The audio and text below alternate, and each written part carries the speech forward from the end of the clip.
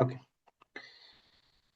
So the first question is, there are many individual I know they are not aware of these narcissists and psychopaths. Can you please give a clear distinction of these two things and what percentage of population are like that in the world? As far as first of all, thank you for having me. As far as we Thank know, you. My pleasure. thank you. As far as we know, about 1.7% of the general population suffer from narcissistic personality disorder. And about 1% of the general population are psychopaths, people with antisocial personality disorder and the extreme variants of antisocial personality disorder, colloquially known as psychopathy. So these are small numbers. We are talking about a total of 2.5% of the general population. And that means that you are very unlikely to have come across one. Despite what all the self-styled experts are saying online, so-called experts, yes, are saying online, pathological narcissism is extremely rare, and psychopathy is even more rare. The difference between the narcissist and the psychopath, the differences are numerous. First of all, the psychopath is not dependent on other people for the regulation of the psychopath psychology. So the psychopath self-regulates. Very similar to a healthy person. Healthy people self-regulate. Whereas a narcissist relies on other people in order to regulate his emotions, affects, his cognitions, his sense of self-worth, self-esteem, self-confidence. So the narcissist is essentially a type of codependent. He depends on other people for what we call external regulation, whereas a psychopath doesn't. Second difference is that the narcissist is focused on obtaining attention. Attention could be negative, attention could be positive. This is known as narcissistic supply. And the narcissist uses the attention to self-enhance. In other words, to buttress, to support, to uphold a grandiose, fantastic, unrealistic self-image, what we call self-concept. Whereas a psychopath doesn't. The psychopath doesn't need any external input or feedback in order to regulate his or her sense of self-worth, for example. The third difference is that whereas narcissists are exclusively focused on narcissistic supply, on obtaining attention, securing adoration and adulation and attention, and maybe being feared, but in any case being noticed, being noted. The psychopath is goal-oriented. The psychopath is after sex, he wants money, he wants access, he wants power. Whereas the narcissist couldn't care less about any of these things. The narcissist would like to have money because money brings attention. The narcissist would like to be in power because being in power brings attention. But the focus is on attention. And there are many others, but the last important difference is that psychopaths are able to tell the difference between reality and fantasy. They have what we call reality testing, an intact reality testing. Whereas narcissists are incapable of telling the difference between their fantasies and delusions and reality. So they are a bit psychotic. They're delusional. They're no longer with us. They're not grounded in reality. And that is definitely not the case with the psychopath. However, there are many commonalities between the two types. For example, both of them have what we call cold empathy, cognitive and reflexive empathy, the ability to decode and decipher other people, and then take advantage of this information, of these vulnerabilities and weaknesses of other people. So this is common to both of them. Both of them display what we call dissociality. It's a trait. Both of them are a bit antisocial. The psychopath is defiant. The psychopath is contumacious. He rejects authority. The psychopath is reckless. Whereas the narcissist simply breaks the law from time to time. He's so self-centered that he doesn't care much about society, social edicts, mores, conventions, norms, and so on. But these are both antisocial types. And There's also the question of aggression, whereas a psychopath would tend to externalize aggression. The psychopath would be ostentatiously and visibly aggressive, verbally and very often physically. The narcissist would tend to be are aggressive if it's an overt narcissist. The overt narcissist would tend to be aggressive the same way the psychopath is, but the aggression in the case of narcissism would be laced with contempt. It would be contemptuous aggression. And the covert narcissists, the vulnerable narcissist as it is mistakenly called, is likely to be passive aggressive. So this is in a nutshell. These are the differences and the commonalities in a nutshell. So that means sounds like psychopaths are much more, they're the high school kids. Narcissists are like primary school kids, basically, Yes, in the spectrum. you're very right, actually. I think that psychopaths are much more mentally healthy than narcissists. Psychopaths are much more adults than narcissists. I think psychopathy is actually not a mental illness at all. I think it's a societal problem. It's someone whose lifestyle, whose choices, whose beliefs do not sit well with society, do not conform to societal expectations and mores and law and the law and so on. It's someone who is a law unto himself, someone who is aggressive, but that's a personality style. That's a character. That's not a mental illness. That's not a personality disorder. I think this should be eliminated from the DSM. I think it's a mistake. I don't think it's a mental illness. Whereas Wow. narcissism is a severe mental illness. Otto Kernberg, who is the father of the field, still alive, by the way.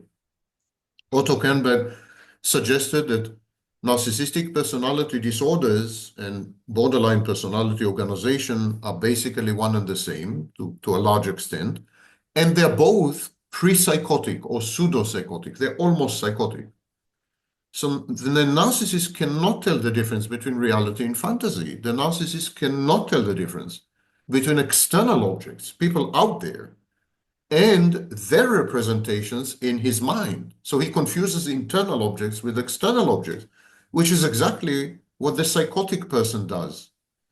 So it's a form of pseudopsychosis. It's very serious. I would say that narcissistic disorders, including borderline personality disorder, are second only to schizophrenia.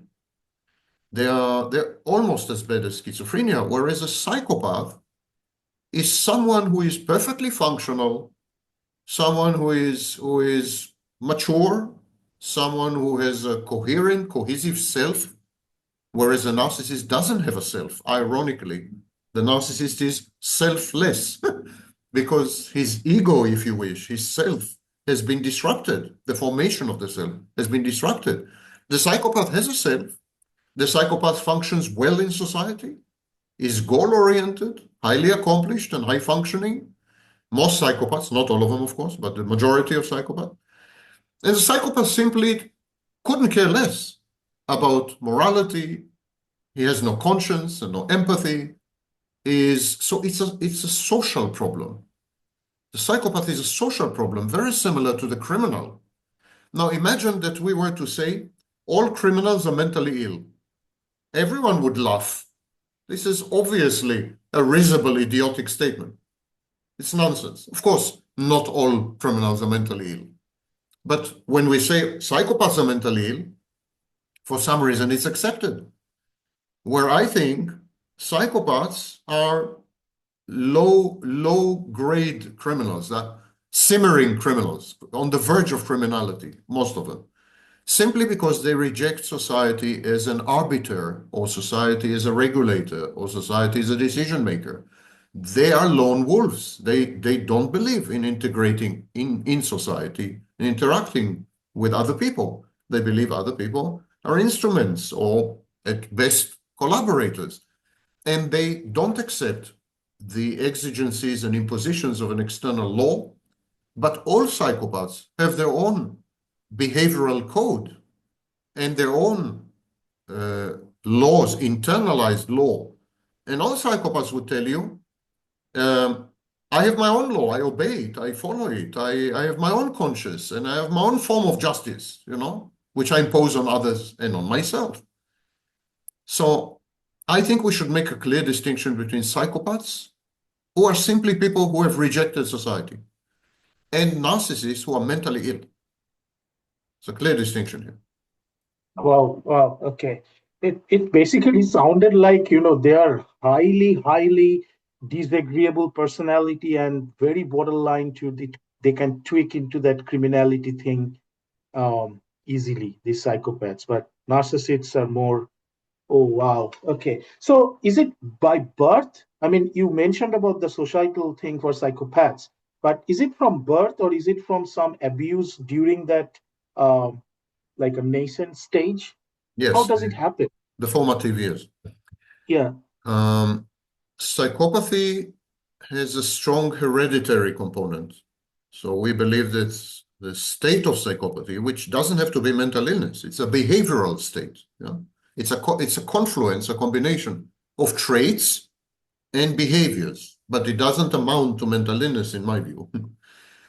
However, these traits are hereditary and they bring on the behaviors. So we have, for example, in psychopathy, we have antagonism, we have dissociality, the rejection of society. These are all traits and they're all hereditary. We have negative affectivity. These are all traits.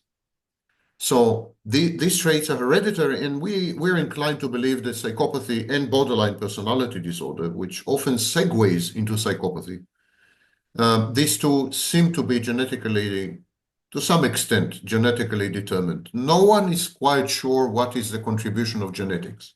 No one is quite sure. When it comes to narcissism, it's a more complicated picture. Regrettably, at this stage, we have no rigorous, serious, longitudinal, randomized, controlled studies that would demonstrate ineluctably and indisputably that there is a genetic component in narcissism. We don't have such studies. However, it stands to reason that pathological narcissism is to some extent genetically determined, because narcissism, borderline, psychopathy, they're all members of the same family, a family known as cluster B personality disorders.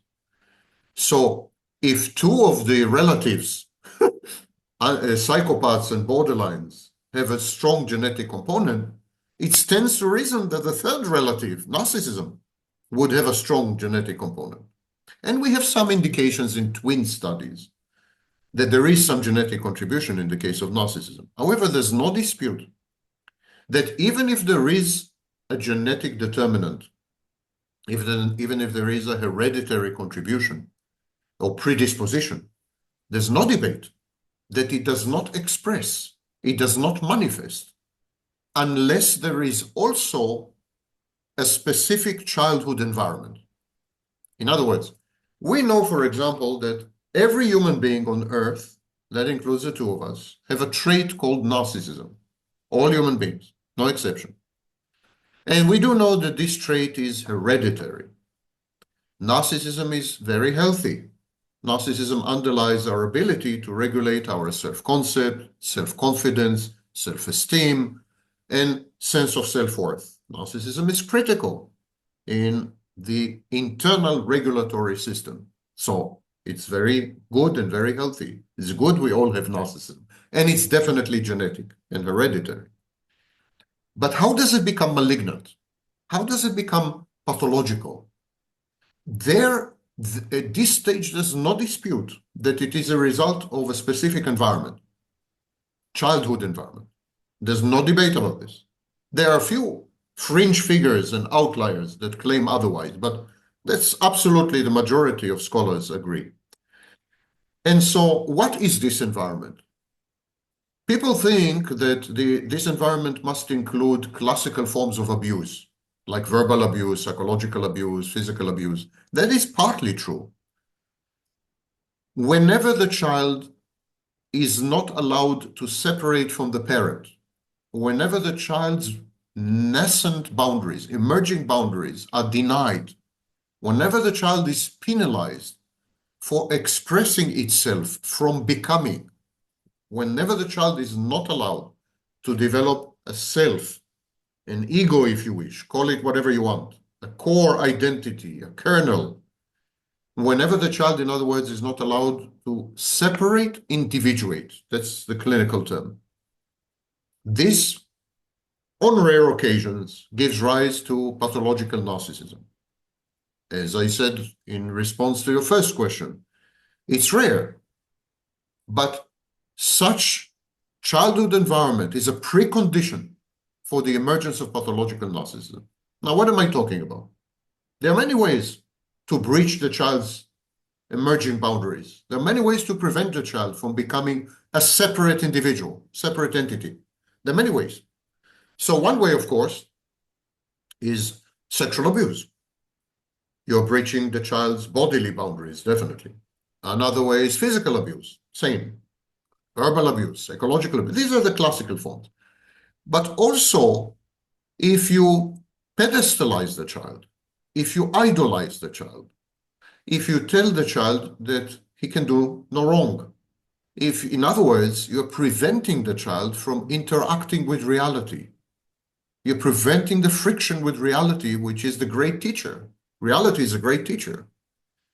So you're not allowing the child to mature, to grow up, to develop, to become an adult. That's an example of abuse. If you instrumentalize the child, if you use the child for some goal or some gratification, for example, if you as a parent use the child to realize your own unfulfilled dreams, you wanted to be a pianist or an actress and you failed, and now your child will be the actress, your child will be the pianist. You are a medical doctor, so your child will also be a medical doctor. When the child becomes an extension, an instrument, that's abuse. When you parentify the child, when the child becomes your own mother or father, you are childish, you are selfish, you are narcissistic, you are self-centered, you are emotionally absent, you are depressed, and then the child becomes your caretaker, your caregiver, you know? The child is the parent. That's parentification. That's abuse. When you're overprotective, you don't allow the child to interact with other peers, to go out on the street and so on, because you're terrified, you're insecure.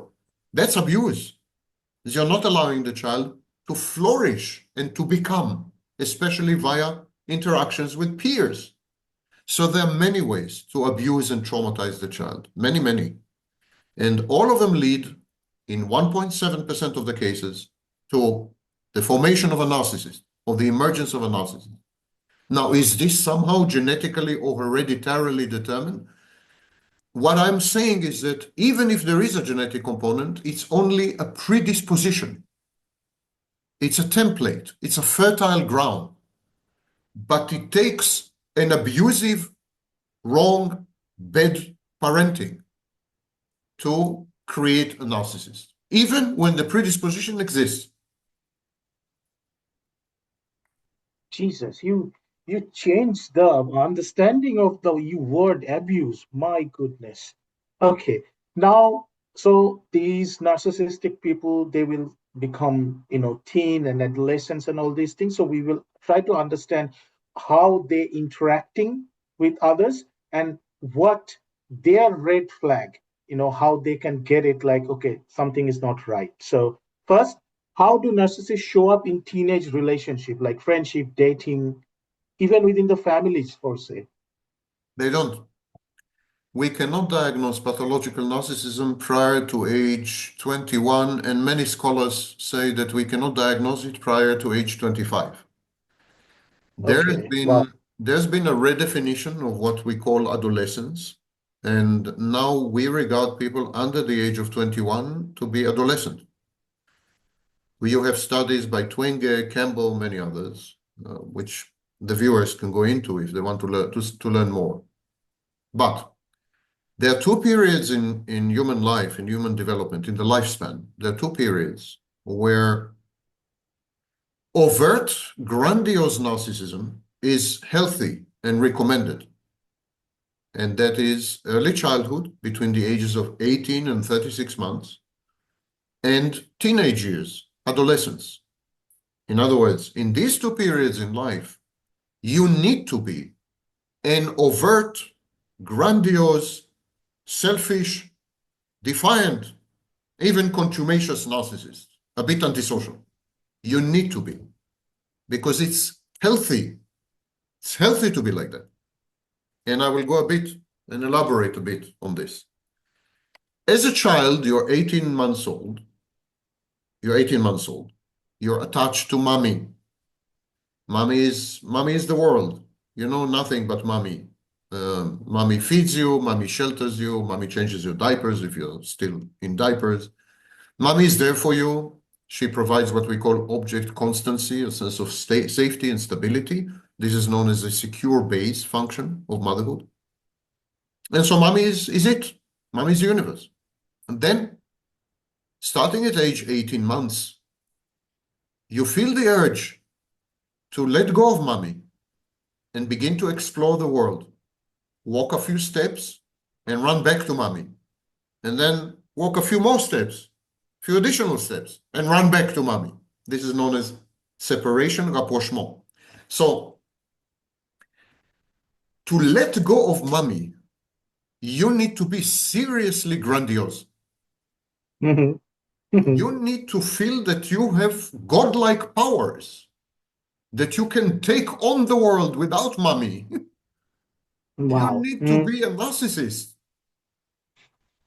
To let go of mother when you are, which is the only protection you have, the only reality you have, the only source of sustenance and subsistence, the only guarantee for your continued survival. To let go of this and to walk away and explore the world and discover other people, you need to be fantastically grandiose. In other words, you need to be a narcissist. So narcissism is very healthy at this stage, at this phase in human development, because it allows you to explore the world, to discover the world. When you're a teenager, you need to reject your parents. You need to reject your parents. You need to define yourself. You need to form opinions. You need to explore various identities, including various sexual orientations and other types of identities and so on. And you're doing all this on your own. You're the sole judge and the sole arbiter and the sole decision maker throughout this process, because you reject the authority of others. You reject the wisdom of others. Rejecting others is a critical part of healthy adolescence. Adolescence is about a second separation. Adolescence is a reenactment of separation, individuation in early childhood. It's a replay. But in order to reject all other people, you're rejecting your parents, you're rejecting teachers, you're rejecting the authorities, you're rejecting sometimes your peers. In order to reject all these people and to convince yourself, believe that you are the greatest possible authority on everything, and there's you can form opinions, you can make judgments, you can shapeshift, you can mold yourself and sculpt yourself. You need to be seriously deluded and grandiose. Seriously. So, being a narcissist when you are 2 years old and being a narcissist when you are 15 years old is very good for you. It's very healthy. It's exactly what you need. That's why we do not diagnose pathological narcissism in adolescence, because what is called pathological narcissism starts only in adulthood. If, as an adult, you are fixated at this stage. So Freud makes a distinction between primary narcissism, which is essentially healthy, and secondary narcissism. Secondary narcissism is when primary narcissism continues into adulthood. So you have an adolescent mindset as an adult. You refuse to grow up. You refuse to make commitments and investments. You feel entitled without any commensurate effort. You have a view of the world which is black and white, splitting. It's called a splitting defense. All these are puerile, they're immature. If this persists into adulthood, or then and only then, I can call you a narcissist. But only then. Wow. Okay. Now, little older. Okay. And okay, sorry. So the early signs teens, I'm not asking that question. I'm coming to the adult. Okay. So now they are into adulthood and the romantic, which is a complicated one sector, and another is professional relationship. Okay. How how they behave and how we distinguish as a normal human being between this strong confidence and this narcissistic behavior. First of all, narcissists make no distinction between romantic, intimate relationships and professional, career, interpersonal relationships. They don't make any distinction because essentially they're incapable of intimacy and love. They have no access to positive emotions. As far as they're concerned, any interaction with another person is identical to any other interaction with any other person. So a colleague at work and your wife as a narcissist, you would interact with them identically. You would use the same scheme, the same template to interact with both of them. And this template is known as the shared fantasy. You would create a narrative. The narrative would be self-aggrandizing, self-enhancing, and you would expect people to fit into the narrative, to participate in it, and to affirm, to confirm that the narrative, the shared fantasy, is not a fantasy, but is real, is a reality. And you would have this expectation from your wife, from your children, from your pastor or guru, from your co-workers, from your boss, and from the government and institutions. Narcissists interact the same way with all others, other human beings, also because they cannot tell the difference between external objects and internal objects. They don't experience the separateness and externality of other people. As far as they're concerned, as far as narcissists are concerned, they're interacting with a playground of internal objects. Each internal object represents a person, stands in for a person. It's a placeholder or a snapshot, as I call it in my work. Okay, so that's a general introduction. What's the difference between self-confidence and pathological narcissism, or grandiosity, more precisely? Grandiosity is a cognitive distortion. In other words, grandiosity is the inability to perceive reality appropriately. And when reality intrudes or presents itself, the reframing and rewriting of reality, the falsifying of reality. So this is grandiosity. It's a filter, kind of membrane, through which a narcissist apprehends reality through a glass darkly. Self-confidence is grounded in reality. It's a main indicator of mental health. If you have self-confidence and a robust sense of self-esteem, it's usually grounded in reality. You know what you're good at. You know your accomplishments. You own your accomplishments, and you're proud of these things, justly so. So that's the first distinction. Whereas pathological, narcissistic, ostentatious, in-your-face self-confidence and self-esteem is not grounded in reality. It's an outcome of fantasy, and consequently, it's very fragile, very brittle. Real self-confidence is grounded in reality. Number two, when you challenge the narcissist, they react with rage and aggression. Their self-confidence, ostentatious and conspicuous as it is very brittle, it's very fragile. And so any threat to it is perceived as existential threat. And they react with enormous aggression.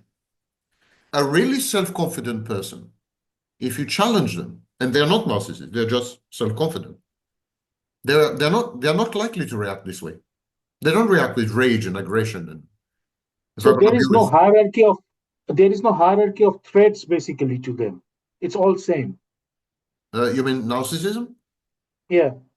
two narcissists, Mhm. there is no hierarchy of traits. They are all similar, same level of When I traits use the on. word narcissist in the context of this discussion, I'm referring exclusively to people diagnosed with narcissistic personality disorder. Yes. However, there are many other people, and these people have what we call a narcissistic style.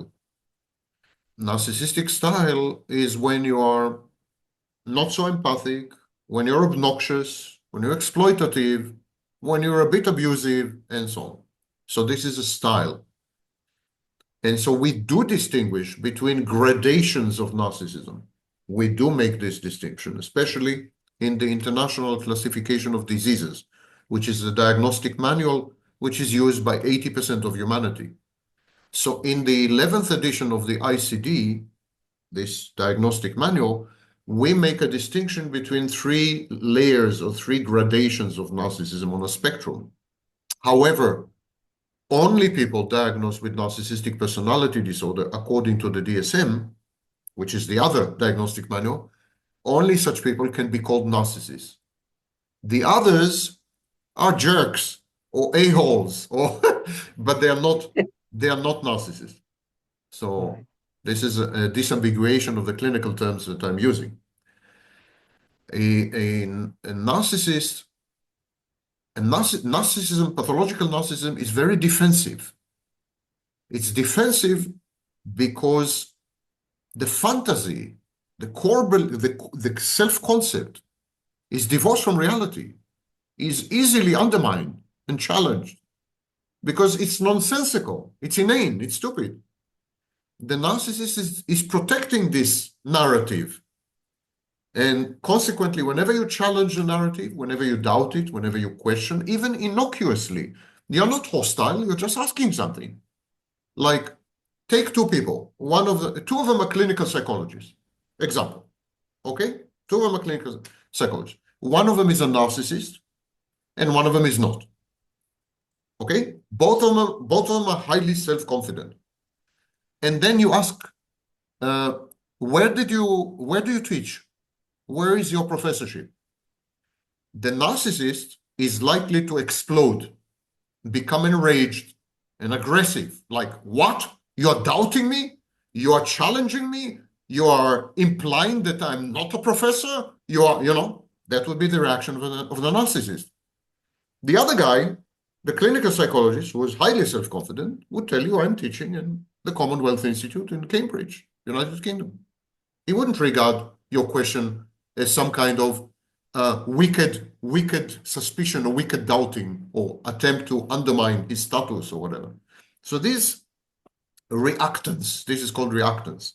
This reactivity is very indicative of narcissism, and never appears with someone whose self-confidence is grounded and justified, and so on. So if you want, cut a long story short, it's already late to do that, but I'll try. To cut a long story short, if you want to ascertain whether someone is a narcissist or not, ask him a question. Ask him a question about the narrative, about the self-concept, about the fantasy, or about the story that he's telling about himself.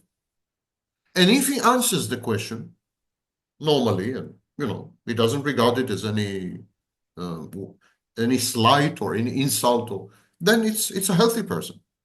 But if he explodes on you, he wants to bite your head off or whatever, that would be a narcissist. So this can happen on the first interaction or the second interaction, or how long it takes. Forever. Okay. And if the person, like if I'm dealing with them, and if I built emotional resilience within me for whatever reason, will that help? Or still, like, they can manipulate and they can help for us, I mean, for me. There are two typical reactions of people who are exposed to narcissists. But before I come to that, I want to make clear what this exposure does. Studies in Harvard have shown that people are able to spot narcissists and react to them within 3 seconds. Other studies, many other studies, not one, have demonstrated that people identify narcissists correctly. People diagnosed with narcissistic personality disorder People identify them correctly based on a 30-second video or an email. People diagnose other people correctly as narcissists between 75 and 90% of the time based on a video whose length is 30 seconds. We have a very powerful reaction to narcissists as human beings. And this reaction even has a name. It's the uncanny valley reaction. And it immediately creates an innate sense of discomfort. Something's wrong, something is off key, something is half-baked. And then people who are exposed to narcissists choose one of three solutions. Solution number one, they idealize the narcissist. They disconnect from the real narcissist, and they create in their own minds a representation of the narcissist that is elevated, ideal, perfect, amazing, fascinating, incredible, unprecedented, unique, drop-dead gorgeous, brilliant, genius, whatever. They rewrite the narcissist. And from that moment on, they're no longer interacting with the real narcissist. They're interacting with the representation.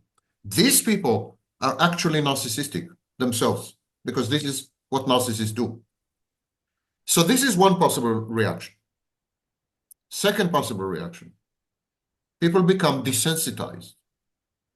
Being exposed to the narcissist on a lengthy basis, long-term basis, time and again, creates desensitization. There's a lot of resentment. There's a lot of disappointment. There's a lot of pain and hurt. All this is true, but they detach. They disconnect from the narcissist. They're no longer reactive to the narcissist. They go cold. They go gray. It's called gray rock. They simply freeze. It's a kind of freeze reaction. They deanimate themselves. They die. They die internally and externally. So the narcissist has a mortifying effect on people. He kills them, in effect, mentally. So that's the second solution. And the third solution, which is by far the most common, is when people become narcissists themselves, attempting to counter the narcissist's aggression, unmitigated abuse, constant haranguing and harassing, and in an attempt to survive in this environment, they begin to adopt narcissistic behaviors and traits. So they become aggressive or counter-aggressive. This is called reactive abuse. Their empathy levels decline precipitously. They become less empathic. They become defiant. So gradually, they get infected. Narcissism is contagious. They get infected with the narcissism virus. And they increasingly come to resemble the narcissist more and more. And they lose their core identity. They lose who they used to be and who they were. And this process is called, in clinical terms, estrangement. They become estranged from themselves. They become alienated. And they feel, and so these kind of victims would say, I don't know what came over me, or that's not me. I've never done something like this before. Or I don't know myself anymore. You know, these sentences are indicative of the third solution, the emulation and imitation and absorption of the narcissist, the contagion of narcissism, the infection. You're infected. The virus has entered your mind. The narcissist takes over your mind, literally. We are talking about literally taking over the mind. We have studies starting about 12 years ago. There's a mechanism, a process known as entrainment. Entrainment is when you're exposed to sounds which are repetitive, music, mantras, abuse, verbal abuse. It's usually repetitive. When you're exposed to such sounds, your brain synchronizes with the brain of the abuser or the musician, so both brains begin to emit exactly the same frequencies in exactly the same ways and cannot be told apart using EEG. electroencephalography. So our brains synchronize physically. The waves become identical when we are exposed to the same sounds, which are structured, harmonious, and so on.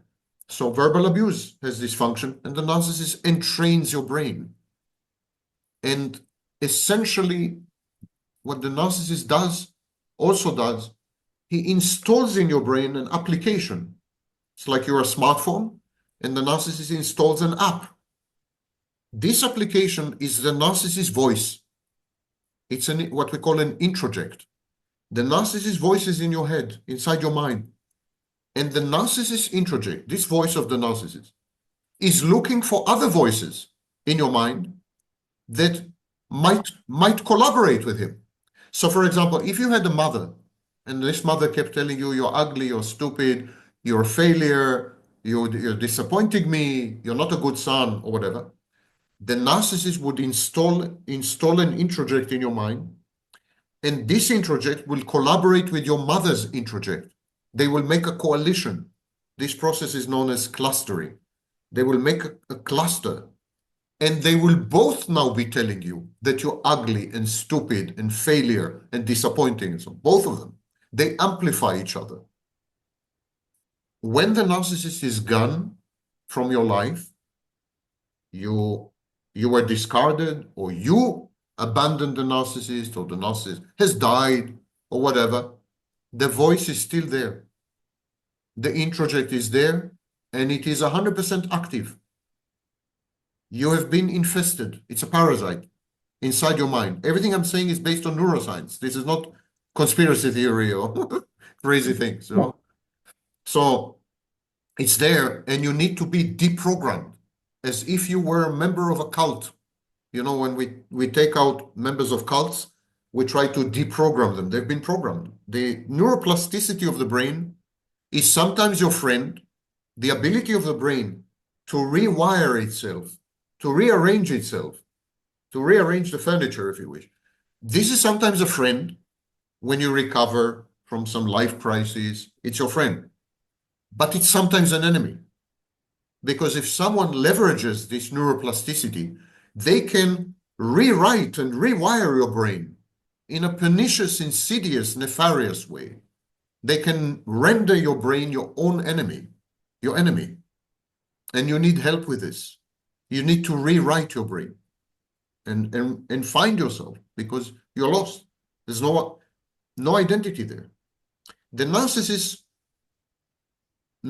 is a very interesting phenomenon, because the narcissist applies to you all his deficiencies. So, for example, the narcissism, pathological narcissism, is a failure in separation individuation. It's when the individual has not been allowed to separate from the parental figures, and therefore they never became an individual. So the narcissist will not allow you to separate, will not allow you to be an individual. Narcissism, the narcissist doesn't have a functioning self. Instead, there is an emptiness. It's clinical what I'm saying. There is an emptiness. Actually, emptiness is one of the diagnostic criteria of borderline personality disorder in the Diagnostic and Statistical Manual. So there is a void, there is a black hole there where a functioning self should have been. We call this process identity diffusion or identity disturbance. There's no identity, no core identity. So the narcissist takes away your identity. The narcissist introduces his own absence into you. It's a cloning process. The narcissist is trying to clone you in his image, because the narcissist is godlike. In his own mind, the narcissist is a god. And exactly like God created men in his own image, at least in the Bible, the narcissist tries to recreate you in his own image by cloning you, cloning in you his absence, cloning in you his lack of separation and externality, cloning in you his inability to tell external from internal, cloning in you his fantasy. He wants you to become him, an extension of him. That's why he converts you into an internal object. because as an internal object, he can manipulate you and control you and so on. When you are external, when you have personal autonomy, independence, friends, family, when you make choices and decisions, you're dangerous. You cannot be controlled. You cannot be manipulated. He needs to take all this away from you. He needs to isolate you. He needs to suppress you. He needs to deanimate you. He needs to kill you, metaphorically. And this is Yeah. the big difference between narcissistic abuse and all other forms of abuse. And that is why I coined the phrase narcissistic abuse in the 1980s, because it's not like all other forms of abuse. It's about killing you. Literally, I mean, Wow. metaphorically. Yes. Wow. Oh my goodness. So do they mellow down with age? There is a debate about this, but the consensus is that they don't. There are some traits, for example, antisocial behavior tends to ameliorate with age, in psychopaths as well. Beyond the age of 45, most psychopaths are no longer psychopaths. Beyond It's the kind age of, of, because they no longer behave in antisocial criminal ways. They have learned their lessons. They have a family. They are, they become more normal, more. Similarly, borderline personality disorder, 81% of people with borderline personality disorder can no longer be diagnosed with borderline personality disorder after age 35. So these disorders ameliorate and disappear with age. There is a remission, not a relapse. Narcissism, so the psychopathic elements in narcissism mellow with age, ameliorate with age. Narcissist becomes less defined, less reckless, less contumacious, more pro-social, more communal, and so on. So this, yes, this part, yes. The borderline elements in narcissism mellow with age, disappear with age. For example, because emotion dysregulation. because they are also experiencing this hurt or whatever, this We're problem they not are sure also why. facing. We're not sure why. We actually tend to believe that it has something to do with the brain, that it is neurobiology, not life experience. We believe that, but we don't know. We don't know. Okay. However, the core of narcissism, for example, the inability to experience empathy, the lack of access to positive emotions, the impaired reality testing, the negative affectivity, the constant experience of negative emotions such as hatred, envy, rage, and so on. All these remain intact unto death. They do not change through the lifespan. So the narcissist is still exploitative, still to some extent obnoxious and abrasive, lacks empathy, is unable to tell the difference between reality and fantasy, is grandiose, is entitled, demanding, and so on. So all these survive into death.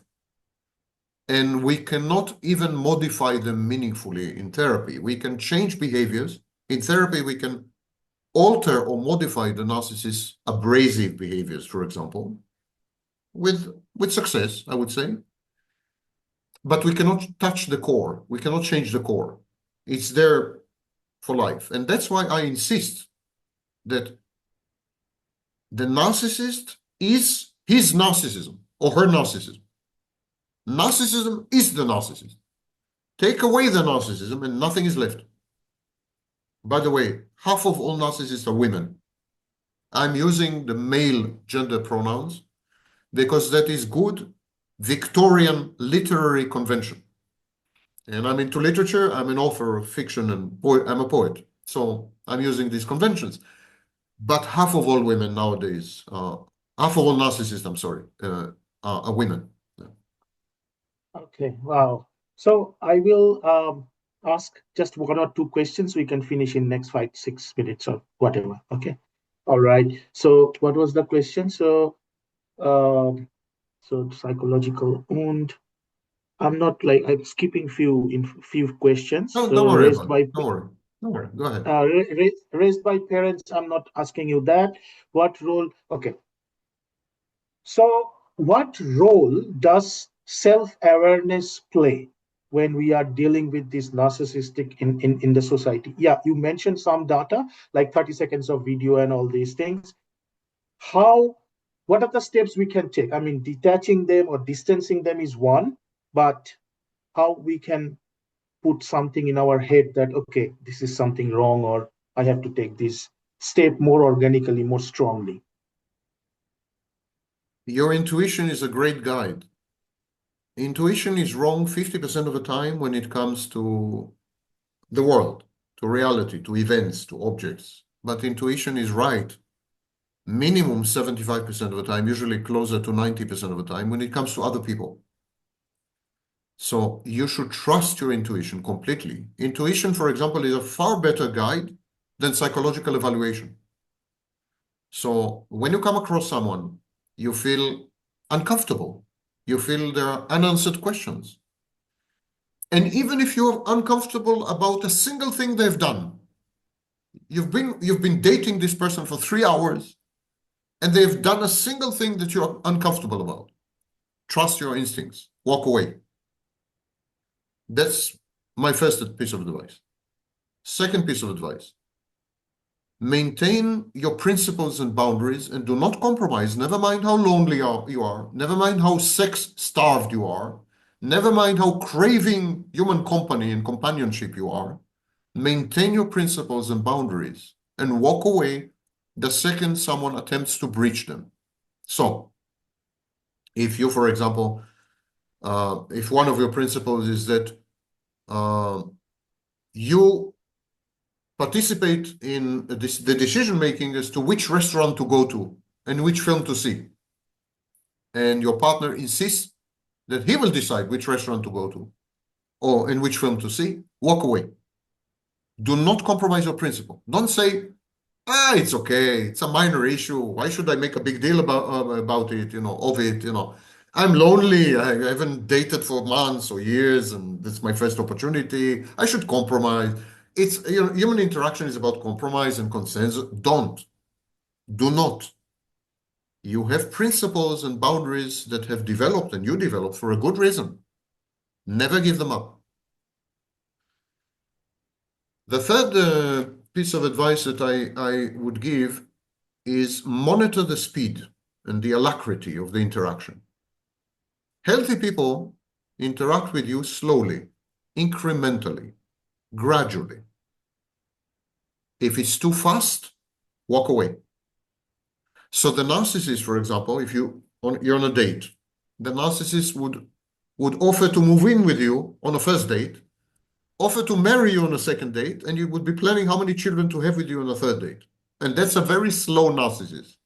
It's a slow narcissist. That is a strong indicator that something is very wrong. That's not how people interact. If a narcissist tells you you're his best friend after 2 meetings, if someone tells you you're his best friend after 2 meetings, it's a bad sign. That's not how friendships are made. If a narcissist tells you I love you after 3 meetings, it's a warning sign, it's a red alert. People don't love other people so fast and without a lot more knowledge, a lot more acquaintance, a lot more intimacy. Something is wrong. Monitor the speed. Speed is a major tell when it comes to narcissists. They move too fast because it's not real as far as they're concerned. It's a video game. It's an imitation. It's a fantasy. They don't perceive this as real. There's no consequences. Whatever they're saying, there's no consequences. So they make promises. One of the major signs of narcissism is fantastic promises, and if it's too good to be true, it's 100% of the times not true. Common sense, intuition. You don't need to read textbooks. You don't need to listen to this interview or to experts, or just follow your gut instinct and insist on who you are. Do not compromise your identity. Do not become someone else. Even minimally, even 0.1%, do not become someone else. I'm not talking about compromising. Of course, you could compromise, It's not a question of, but don't compromise who you are. Don't compromise your identity. Be you at all times. If anyone challenges this, wants you to be someone else, they're not dating you. They're not befriending you. They're not working with you. They're working with some image, some idealized version of you that has nothing to do with it. When I mention speed, it also applies to idealization. If the narcissist tells you that you're the greatest genius since Albert Einstein, don't fall for it. Don't feel flattered. Don't say wonderful. Don't get addicted to this. If he tells you that you're drop dead gorgeous, that you're amazingly beautiful, and you know that you're not, you're a bit on the plump side, don't fall for it. Don't fall for it. The speed and the unreality of it. Test reality all the time. All the time ask yourself, does this sound real? Could it be that I'm more of a genius than Albert Einstein? Probably not. So it's unreal. And it's fast. How do you know that I'm a genius? We've spent 20 minutes together, Just common sense. Here's the principle. Bring your grandmother with you to all your dates and meetings and so on, and listen to what she has to say. Don't bring her physically. Sometimes she may be dead, yeah? But bring her voice with you. Your grandmother is wise. Your grandmother is old. She's seen everything. She's witnessed everything. She knows best. Forget psychologists and psychiatrists and textbooks and YouTubes. And take your grandmother with you. She will tell you. She will tell you, Yeah. this guy is not real. This guy is fake. This guy is crazy. Lives in fantasy. This guy is insane. Or this guy wants your money, or just wants to have sex with you, or whatever. So take your grandma with you. That's my advice. Your inner grandma. Yeah. So we are on the last stage of it. And the last question, can people fully heal after this torture? Yes. Yes. The prognosis is excellent.